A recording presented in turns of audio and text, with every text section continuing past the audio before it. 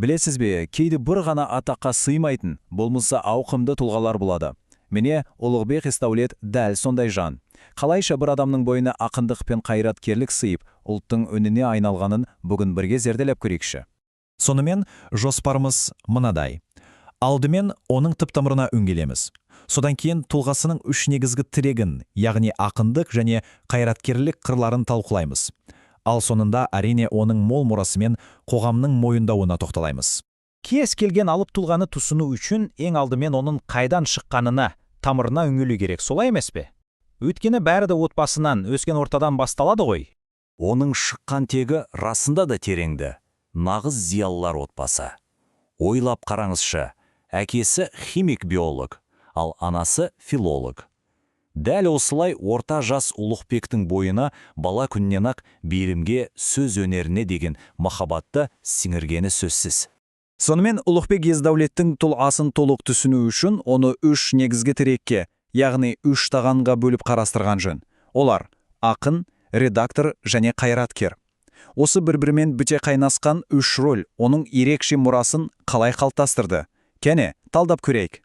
Міне осы кестеден оның талантының үш қырын анық көруге болады. Бір жағынан ол сөз жаратқан ақын. Екінші жағынан істі ұйымдастыра білген редактор, үшіншіден әрине елге қызмет еткен мемлекет қайраткері. Оның редакторлық және мемлекеттік қызметіне кейінірек ораламыз. Ал әңгімені ең негізгісінен, оның жан серігі поэзиядан бастайық. Ендеше оның бірінші бәлкім ең басты қырына келейік. Бұл ақындық. Себебі Ұлықбек Есдаулет дегенде ең алдымен ойға келетіні оның поэзиясы. Дәл осы өлеңдері арқылы ол бүкіл халықпен тілдесіп, оның жүрегіне жол таба білді. Оның шығармашылық жолы бұл жарты ғасырға созылған жыр керуені. 70-ші жылдардағы алғашқы қадамдарынан бастап, 2000-ші жылдардағы толысқан туындыларына дейін. Тіпте сонау 1982 жылақ оның «Қара пима» поэмасы республикалық байқауда жеңіске жетіп, қазақ әдебиетіне жаңа жарқын таланттың келгенін айқын аңғартты. Ал енді ойлап көріңізші, ақынның қуатты сөзі, бүкіл халықтың басына түскен қасірет және сол халықтың өзінен шыққан қоғамды қозғалыс бір жерде тоғысса не болады? Мене дәл осының жауабы заман ай ана. Бұл жай ғана ән емес. Бұл Семей полигонның зардабын тартқан халықтың зары.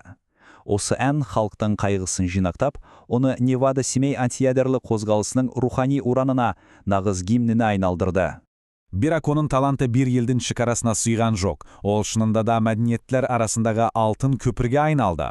Бір жағынан Лермонтов, Блок сияқты орыс ақындарын қазақша сөйлетсе, екінші жағынан оның өз туындылары да әлемнің ондаған тіліне аударылып, қазақ сөзін әлемге танытты. Ал енді оның тұлғасының екінші тағанына, яғни қайраткерлік қырына көшейік. Себебі поэзиямен қатар ол өмірінің біразын мемлекеттік қызметке арнап, еліміздің мәдениеті мен медиа саласының дамуына зор үлес қосты. Бұл жерде оның қандай керемет жолдан өткенін көруге болады. Ойлап қараңызшы, бәрі өнерлік газеттің қарапайым корректор болудан басталған. Сосын телеарнада шындалып, ақырында министрліктер мен премьер-министр кеңсесінде бүкіл мәдениет саласына жауапты лауазымдарға дейін көтерілді. Бұл дегеніміз жеке сөзбен жұмыс істеуден тұтас елдің мәдени саясатын қалыптастыруға дейінге үлкен жол. Әрине, ақын ретінде де, қайраткер ретінде де осындай зор еңбек сіңірген тұлғаның еңбегі еленбей қалмайды.